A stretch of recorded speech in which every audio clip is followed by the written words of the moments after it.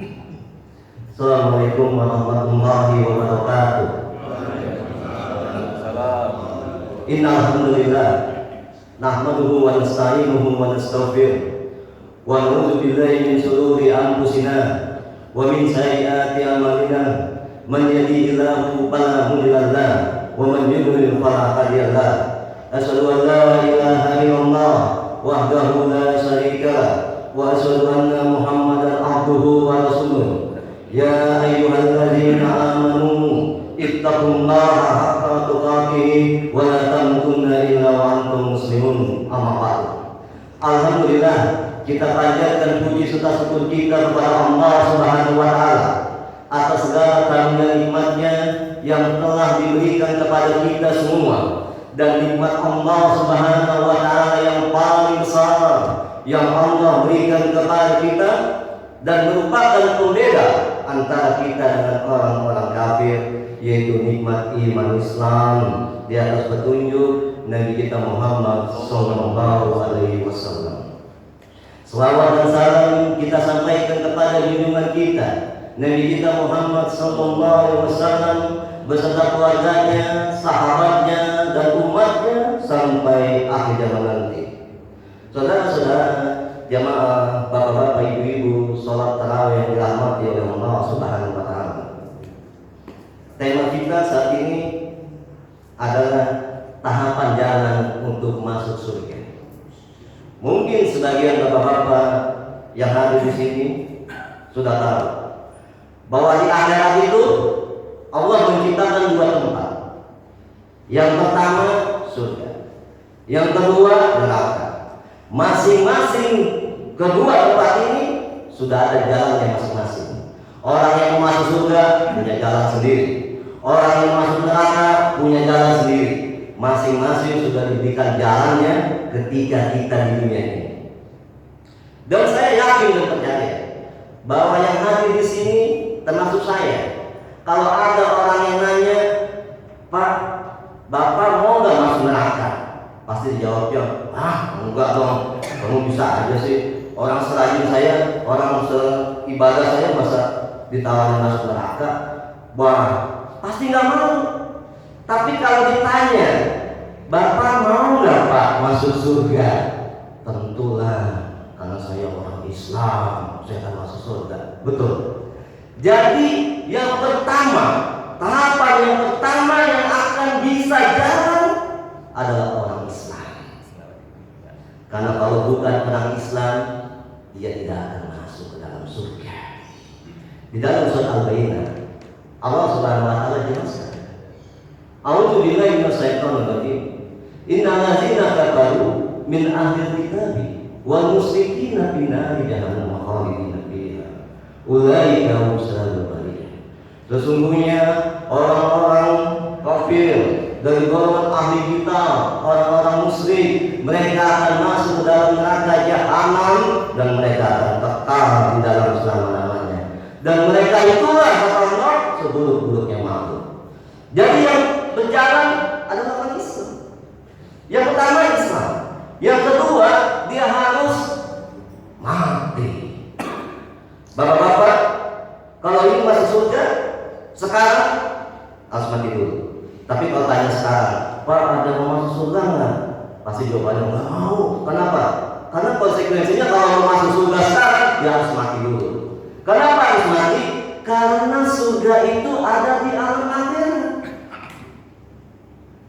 Dan kita semuanya yang hadir pasti akan mengalami kematian. Allah Subhanahu wa taala berfirman di dalam surat Al-Imran ayat 185, A'udzu billahi minasyaitonir rajim. Kullu nafsin dha'iqatul maut. Setiap yang bernyawa pasti akan merasakan yang namanya kematian. Dan kita semua pasti akan mengalami kematian. Dan saat ini kita sedang menunggu datangnya kematian. Itu tahapan yang kedua, yaitu mati. Yang ketiga, kita akan masuk ke namanya alam barzakh. Sebagian kita mungkin sudah pernah menghantar mayat ke kuburannya. Mungkin ada yang sebagian orang yang bapak ibunya meninggal, dia turun ke bawah, dia menguburkannya. dia melihat, lalu dia pulang ke rumah, selesai masih hidup. Tapi yang meninggal, dia akan ditanya oleh malaikat Munkar dan Nakir.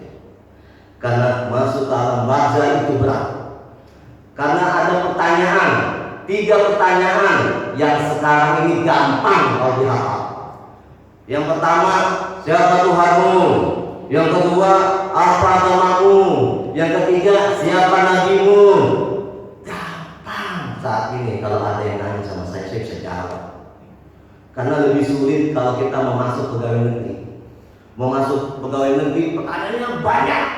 Mau masuk pegawai tinggi negeri juga, pertanyaannya banyak, sulit. Tapi pertanyaan kubur cuma 3. Dan jawabannya tuh gampang kalau kita di dunia ini benar-benar kita menekuni. Siapa Tuhanmu? Ketika kita di dunia ini mengakui bahwa Tuhan kita Allah, maka kita akan jawab Allah. Siapa nabimu? Ketika kita menjalankan syariat Nabi Muhammad SAW, kita bisa menjawab Nabi kita Nabi Muhammad SAW. Lalu pertanyaan ketiga, apa?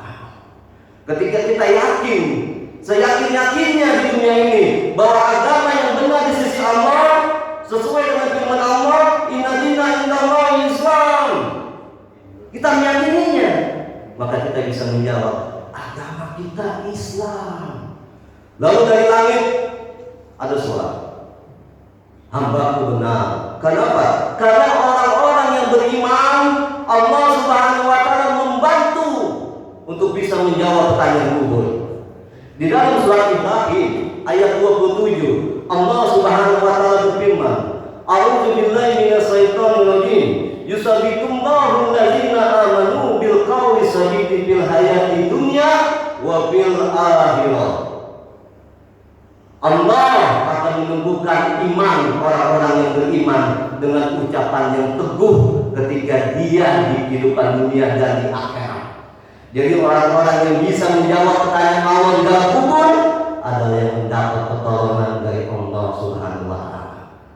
Jadi kalau yang tidak mendapat pertolongan Allah, ketika ditanya siapa Tuhanmu, nggak tahu. Apa agamamu, nggak tahu. Siapa nabimu, nggak tahu. Dari langit ada suara juga, hamba-Ku berdusta. Dan seketika itu malaikat Munkar dan Nakir sedang memegang tongkat dari besi. Apabila tongkat itu dipukulkan ke gunung, maka gunung itu akan hancur dari tebu.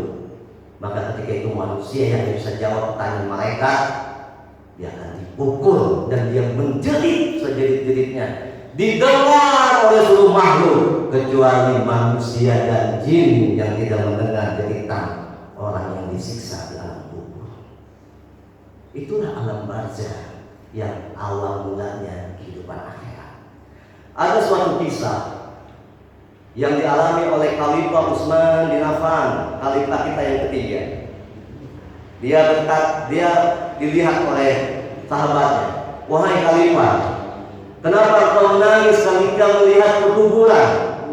Sedangkan kalau diceritain kepada kamu tentang surga, tentang neraka, kamu nggak nangis. Lalu kenapa ketika cerita tentang kuburan kamu menangis? Lalu Khalifah Utsman berkata, saya telah mendengar Nabi kita Muhammad SAW bersabda, sesungguhnya liang kubur adalah awal perjalanan akhirat. Jika seseorang selamat dari siksanya, maka perjalanan selanjutnya dia akan lebih mudah. Namun jika dia tidak selamat dari siksanya, maka selanjutnya dia akan mendapatkan siksa yang sangat kejam. Jadi kalau ada orang yang di alam kuburnya mendapatkan nikmat kubur, dia akan dimudahkan ke alam selanjutnya. Tapi kalau dia mendapatkan azab kubur, maka dia akan mendapatkan azab yang sangat pedih di selanjutnya. Itulah tahapan yang ketiga, alam barzah. Lalu kita masuk ke alam padang mahsyar. Setelah kita dikubur lalu didatangkan hari kiamat, dibangkitkan kita semua dan kita akan dikumpulkan di padang mahsyar oleh Allah Subhanahu wa Ta'ala. Dikabarkan pada saat itu matahari tingginya 1 mil di atas kepala kita, dan kita pada saat itu telanjang. nggak pakai baju, belum disunat, nggak pakai alas kaki. Matahari gegap sangat luar biasa panasnya saat itu. Ada yang keringatnya semata kaki, ada yang selutut, dan ada yang kelelep dengan keringatnya sendiri. Dan pada saat itulah Allah akan memberikan naungan kepada 7 golongan. Salah satu golongan tuh yang akan diberikan naungan oleh Allah pada hari kiamat di padang mahsyar adalah seseorang yang bersedekah, tapi dia sembunyi-sembunyi. Sampai-sampai tangan kirinya tuh nggak lihat ketika tangan kanannya bersedekah. Tapi kalau masih kalimat melihat. Kenapa? Ketika kotak amal masukin tutup kelihatan. Tapi bukan itu maksudnya. Maksudnya adalah orang-orang yang sangat ikhlas ketika dia bersedekah. Dia bersedekah dengan ikhlasnya sehingga orang lain tidak tahu apa yang dia sedekahkan kepada Allah Subhanahu wa taala. Itulah yang kita sebut dengan sedekah yang membuat hati kita merasa nyaman dan bahagia. Ketika kita bersedekah mendapat naungan dari Allah Subhanahu wa taala. Ketika kita berada di padang mahsyar.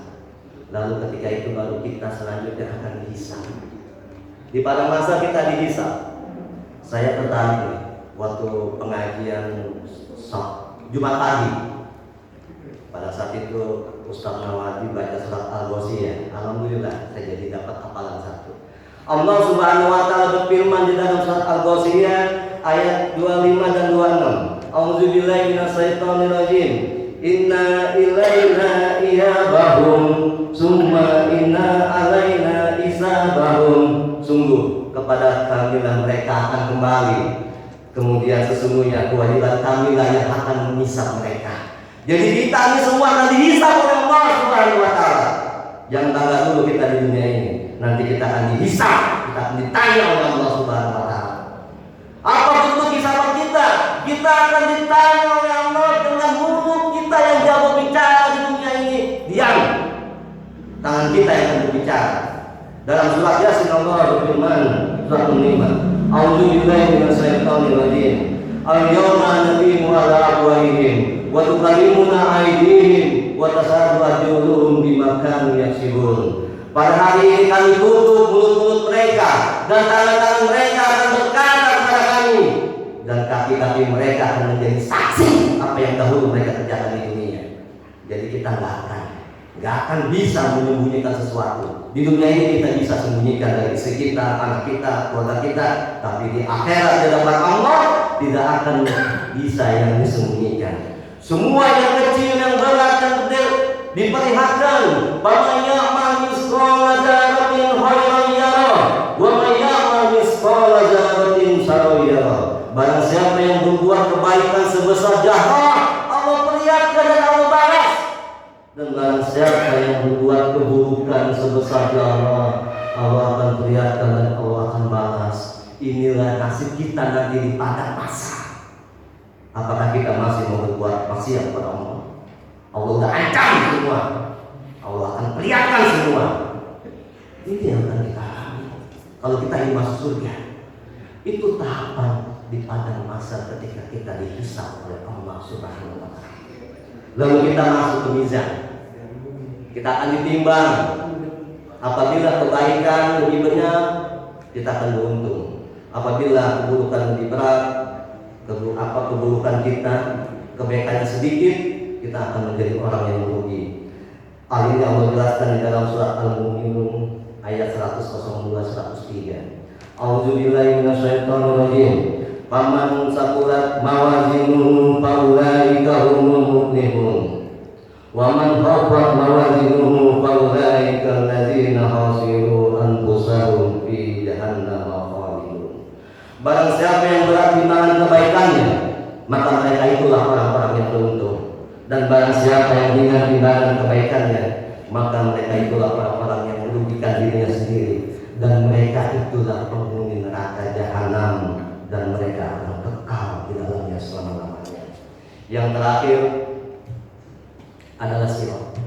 Setelah kita ditimbang di mizan, kita akan mendapatkan kitab. Lalu kita akan menuju yang namanya sirat. Di sirat ini mungkin sebagian bapak-bapak sudah mendengar jalan yang dibentangkan jembatan ke dalam surga. Kalau di dunia banyak jembatan, tapi di bawahnya air. Tapi di dalam di sirat itu jembatannya menuju surga, di bawahnya api neraka jahanam. Yang kata Nabi Muhammad SAW lebih tipis daripada rambut dan lebih tajam daripada pedang. Ini yang akan kita lewati. Bisakah kita melewati yang seberat itu? Bisa. Siapa yang bisa melewati? Amal kita sekarang di dunia. Karena Nabi Muhammad SAW masih kabar kepada kita, yang melewati sirat pertama kali seperti kedipan mata, seperti kilat, seperti angin, seperti burung yang terbang, seperti orang yang berlari, seperti orang yang berjalan, seperti orang yang merangkak, dan ada orang yang jatuh. Ini dibawa oleh amal kita sekarang di dunia. Kalau kita baik beramal baik, insya Allah kita akan diselamatkan oleh Allah Subhanahu wa Ta'ala. Oleh karena itu, mumpung kita masih hidup, mumpung kita masih ada di dunia ini, marilah kita bertakwa kepada Allah. Karena sebaik-baiknya bekal adalah takwa kepada Allah Subhanahu wa Ta'ala. Semoga Allah Subhanahu wa Ta'ala mengampuni dosa-dosa kita semua dan dimudahkan untuk melewati tahap-tahapan menuju surga dan dimasukkan ke dalam surga. Amin ya rabbal alamin. Mungkin ini saja yang dapat saya sampaikan. Mudah-mudahan yang sedikit ini menjadi renungan buat kita semua, bahwa nanti kita akan sangat berat menghadapi hari akhirat.